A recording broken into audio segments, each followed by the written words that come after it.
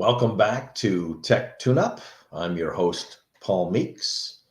We're brought, as always, to you from our buddies in the Motor City. That's Benzinga. We appear here on their YouTube channel, and also from my firm in which I'm the Chief Investment Officer, here where I'm located in sunny Charleston, South Carolina. We're Harvest Portfolio Management. Today is March 25, 2025. And remember, at this show, we do not just regurgitate the news. We're interested in stock tells, sharing my list of what stocks are okay to buy today and which are in my bullpen that I'm looking at, evaluating for potential purchase. And then, particularly big today, I have a much longer segment than usual with tech trends. I think there's a lot of moving and shaking going on, but that is how we break it down. So let's at least start with my briefer than usual list of some tech companies. Now, one of the reasons it's briefer than usual is we are between earnings seasons. About a month from today will be front and center in the reporting season for the quarters that ended March 31, where companies will talk about that. And then they typically give guidance for the next quarter, which would be the quarter ended June 30. And sometimes they're bold enough to talk about further out in the future. But I will tell you during Trump 2.0, whether you agree with what he's doing or disagree with it, doesn't matter. The uncertainty is causing a lot of turmoil, and companies can't really plan for the future. Think about their personnel hires, their capital expenditures, with so much in the air macroeconomically. So obviously that is have some folks at an absolute stalemate as to their plans for the rest of this year. So let's get to it. I am not necessarily intrigued with Google's fundamentals. Actually, this stock has long been off, even among the Mag 7, my buy list. Just don't like the trends there. But I do think a very important tell will be, will the Trump administration and the rest of the feds approve Google's purchase? And it's a big one, $32 billion of Wiz, which is essentially a cybersecurity software company. That will be a really big tell, a very important transaction to confirm that technology sector M&A is back. Next up, I've talked about this company before. Remember, I am probably biased because I'm an investor myself. The private company CoreWeave that should be going to public in a couple of weeks. Another really important tell. This is a company that outsources their AI data centers. Think of somebody like Google Cloud, Oracle Cloud Infrastructure, Microsoft Azure, Amazon Web Services. CoreWeave is in that group. However, their data centers are purpose-built for AI using the latest and greatest Nvidia chips, whereas the other companies that I mentioned, yes, they are pivoting towards AI. They're focusing on AI capital expenditures. But remember, Amazon Web Services, the number one in the space, they started to report that as a separate business unit in 2006. So yes, they captured the early cloud trend, but not necessarily with a history that goes that far back, had been focused on AI, an opportunity which really only came on radars in November of 22 when OpenAI formally releases ChatGPT. So this will be another tell. When does this company come public? At what price will the company come public? It's day one IPO price pop. How big is that? Because this company is a good example of what people feel about Nvidia, because the two companies are in cahoots. So we'll see. Stay tuned for the CoreWeave IPO. I'll be reporting on it here.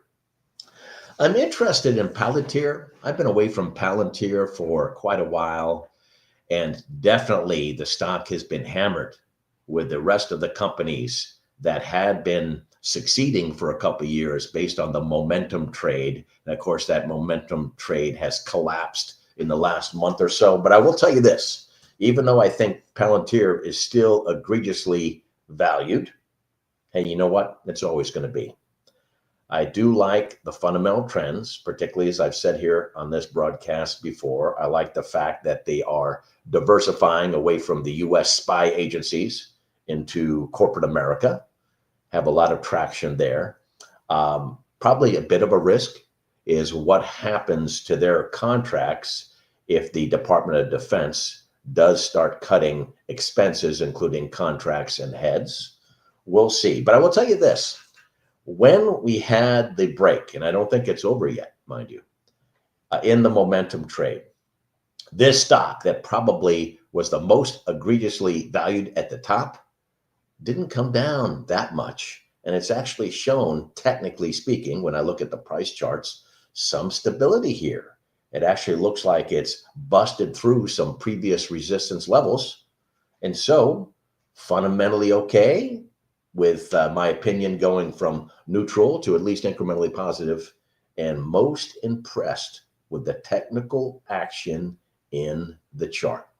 So Palantir, you'll see, goes from my minor league status to major league status, and I have been buying the stock. Next is Nvidia, right? Everybody's most important holding. And the last time I spoke with you, this was right before actually CEO Jensen Huang was to give his keynote at their big shindig, the annual GTC conference. And this is kind of interesting to me. Despite the fact that this guy, who is probably AI Jesus, said all the right things and even made the case that for lower cost AI infrastructure from the like of Chinese DeepSeek and others is going to actually increase demand, which I believe, and it's going to be very good for Nvidia. Thought he made that case pretty eloquently. Talked about some other interesting things. On Thursday of last week, they had Quantum Day within that week-long conference, and Wang kind of pivoted and said, oh, I used to think that quantum was going to be a big thing for a couple of decades. Now I'm embracing it, and I'm even embracing it in the short term. So he said all the right things, checked all the right boxes. But even after his keynote, that day, the stock fell 3%. In the past, when he speaks, the stock goes up. No longer. So although Nvidia is still the largest stock weighting in my technology portfolio, I am a bit concerned that there's so much skepticism, and even incrementally good news, or at least it was incrementally good news a while back, has now been received as just blah or even a negative. When you see that incremental good news does not continue to propel the stock, you're worried if we're at peak Nvidia. I don't think we are, but I just wanted to highlight that for you. The next, this is kind of interesting. This is a German company, which of course you've heard of. You've seen their brands in the United States, but nobody talks about this, at least in the US media. So here is Siemens. And Siemens, still a pretty big company, even though its glory days were long ago. And they're focused on industrial automation, and also specifically the last couple of years at building out electric vehicle charging stations. Things are so bad there that they're shit canning 6,000 employees. Now, is that just a Siemens problem? Or is it a tell that is telling us, even from this German company, that not all is well in EVs, and not all is well, or at least not quick enough take up in industrial automation? Let's keep an eye on that and see if those themes are repeated here in the United States. Talking about EVs, Tesla, as you know, I've always been a doubter of this stock, and actually I think it can go much lower, even though it's now a half off from its previous Trump-induced peak. There have been some regional EV sales reports, most recently from the Eurozone. And EVs are growing like a weed in Europe, but Tesla sales in that area have gone way down. This is just last month's data. We've seen that repeated in China.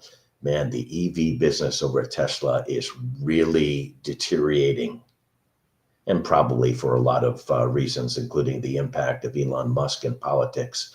But just so you know, no matter what they will tell you over there, you better believe this thing is going to take over the world someday in humanoid robots and autonomous driving, because you don't want to own the stock at almost any price for its electric vehicles. So the last thing I'll mention here, because I've talked about this company in the past as a way when technology is troubled to diversify and still hopefully have some growth. Boeing has been in the news. Now, I know the company very well. I used to visit them in Seattle. I also live here in Charleston, South Carolina, where they make the 787 Dreamliner aircraft. So the reason that I was interested in this company is their new, more operationally focused CEO comes in, and there have been a couple of good data points. One is their CFO spoke at a recent Wall Street analyst conference and talked about, yes, the company is still burning cash, but it's getting closer than people had thought, at least on Wall Street, to breaking even and generating cash.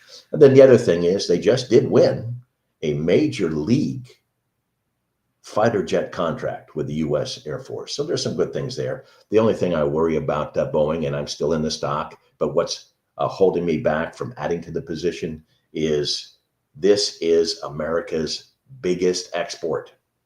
And yes, if we tariff them, they will tariff us. And I want to see the light or the white in their eyes to see how much tariffs are going to impact Boeing. So those are the ideas that I'm interested in. Remember, today I am much more interested in tech trends, but let's get to the buy list.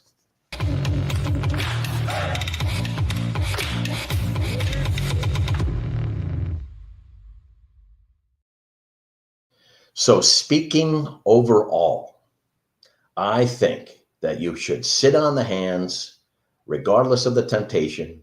Do not watch TV all day long looking to buy stocks at their supposed bottoms with intraday trading. It'll just drive you mad. I had gotten in trouble before on CNBC and some of the other networks when the producers tell me before the show is make sure that you have a lot of energy, make sure you have an actionable idea, push it hard, be controversial. I'm happy to do all those things, but I will tell you now, I think it's a time to just relax.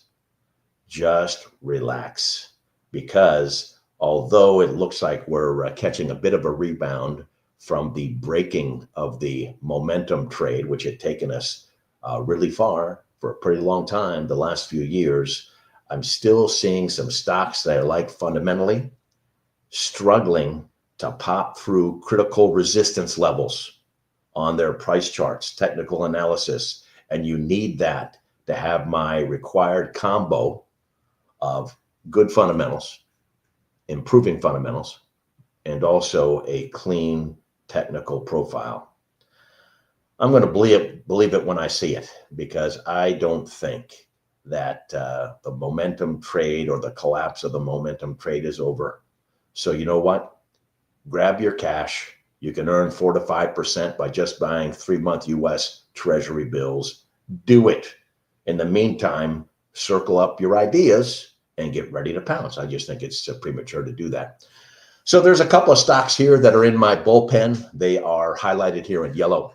And my stocks that I would buy today, based on what I just told you about the background not being conducive to that, my buy list is smaller and smaller, and it's featuring more and more non-tech companies.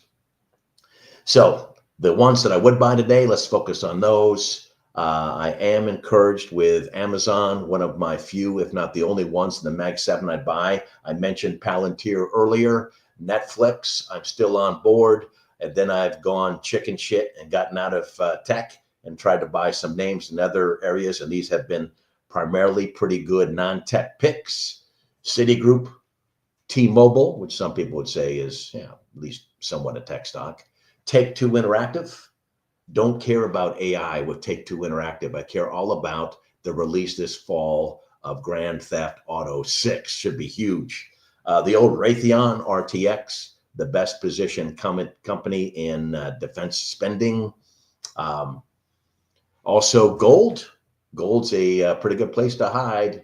I don't buy gold bars when I invest in crypto, which I do from time to time. I don't buy Bitcoin. I buy the ETFs. And I am in as a hiding place, at least temporarily, in the gold ETF GLD.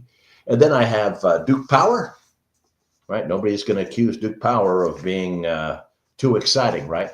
It's a electric utility. Also interested in, I don't know, looking at some other names. I told you about Akamai last week. Akamai is very interesting to me.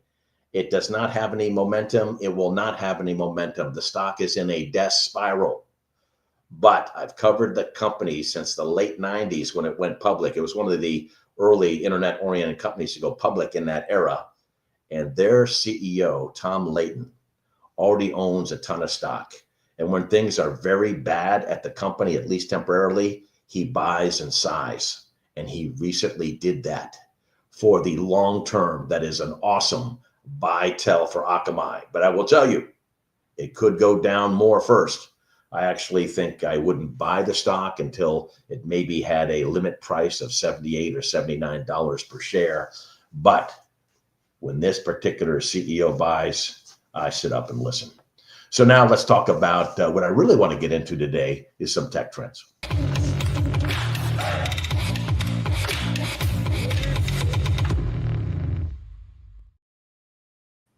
You know, I watch interest rates and monetary policy and the Federal Reserve Board very carefully since we last were together. The Fed had a meeting. Everybody knows this.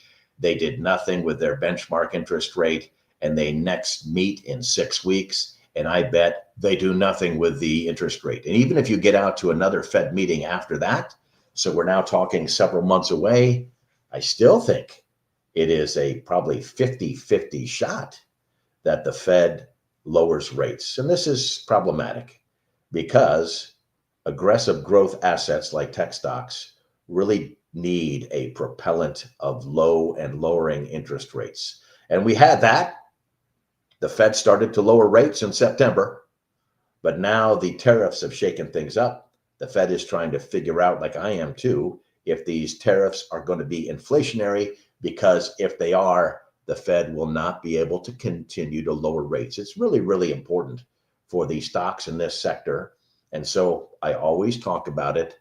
Go online, look at the CME, Chicago Mercantile Exchange, Fed Watch tool, and it tells you what folks are expecting for rates at all these meetings going out about a year. Very interesting stuff. Now, the Fed, when Jay Powell, the chairman, got to the podium the other day, said we're not raising, we're not lowering rates, we're standing pat.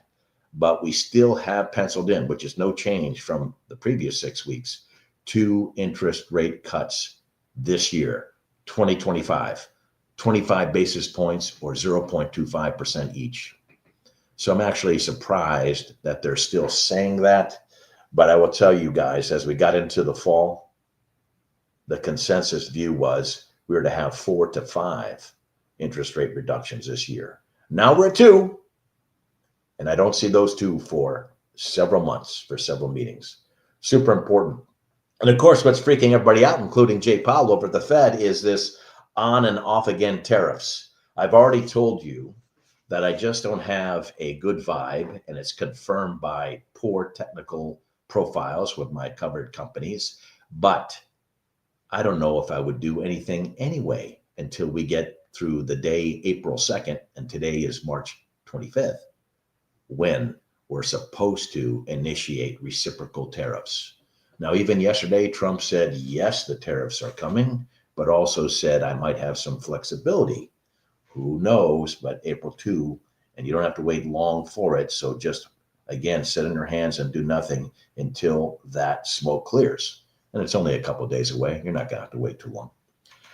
So the next thing is We have seen, I don't need to spend a lot of time on this, the unwinding of the momentum trade. And I'd like to tell you that we have hit a trough, but I do not believe that. I do not believe that. We've had some rebounds in some of my great fundamental tech companies, but we're hitting resistance points on the chart. And when you hit the ceiling and you cannot pop through it, that is a bad sign. That means the ceiling is the resistance, and we can't get any higher than that. So stay tuned. Again, I'm going to be the only one that tells you to do nothing or focus long term on some of my buy list I just shared. So this will be interesting. We do have coming up about a month from today the quarterly earnings season. And I do think enough time will have passed since Trump 2.0 started, and before we started talking about it initiating at least some tariffs, that we might have the management teams at these companies about a month from now start to talk about the impact, yay or nay, and if yay, how much on their business from tariffs.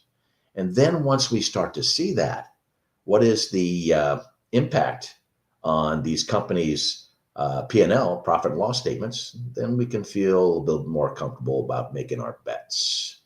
The last thing I wanted to share is in the last week since we've been together, there have been a slew of announcements from Chinese companies that they're all either jumping on the bandwagon with cheap AI infrastructure from DeepSeek, or they're creating their own.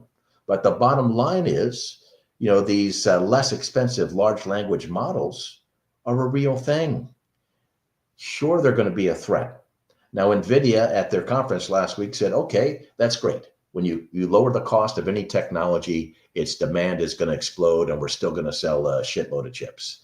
I will tell you, everybody and their brother who are trying to position their companies globally, these companies in China are not just interested in local dominance, have jumped on this theme, and it bears watching. So with that, let's talk about if you have any questions. Sometimes I can answer them, sometimes I can't, but even if I can't answer them, I always take your stock ticker, take your question, and get back. Here we come. Paul, are you still long Mercado Libre? Mercado Libre is my Amazon equivalent from Latin America. I have not bought any more shares, my friend, but I am still in the name. And I will tell you, the company has very volatile results, even in good times. And remember that some of their problems stem from movements in currencies. And so you could have a great operating business, but they get stung in any particular quarter and miss the analyst estimates because of the movement of currencies between various countries, which are particularly volatile in Latin America. And so that's the issue. But operationally, I think this company is doing all the right things. Again, I do not have it on my current buy list. I would just hold it. And you know what? When I see an opportunity, I'll be back to you. App 11. Yeah. I'm in App 11. I never got rattled out of it, even as I saw it go from 525 way down. I took a deep dive into these two short seller reports that were issued, I believe, on February 26. And yes, they make a lot of accusations, but not really that many accusations of financial fraud, which is what I really am concerned about when I see short positions. But in the meantime, after these reports were published, the company issued their 10K, and their 10K had a stamp of approval from their auditors.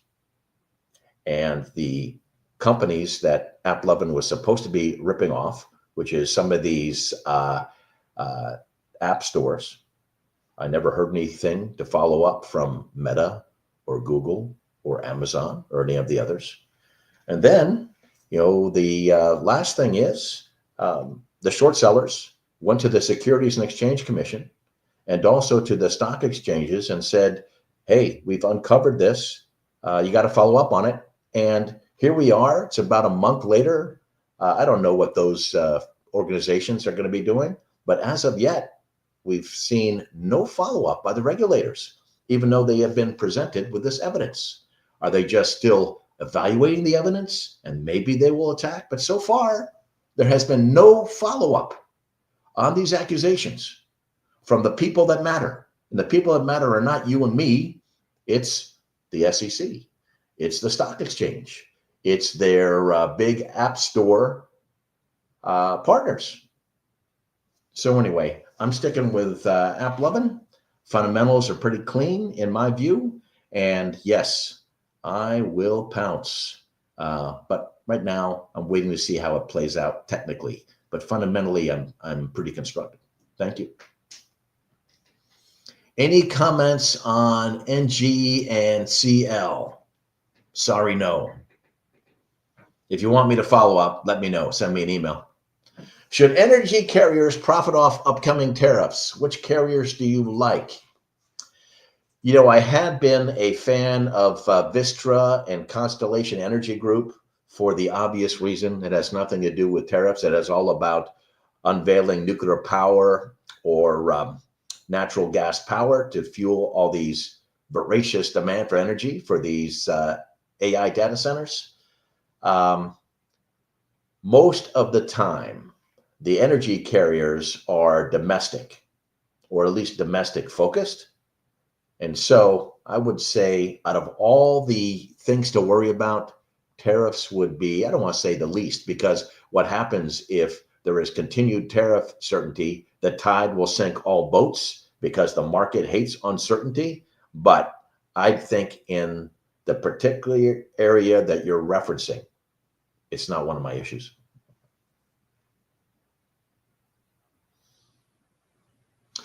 What do you think about the latest Micron dip?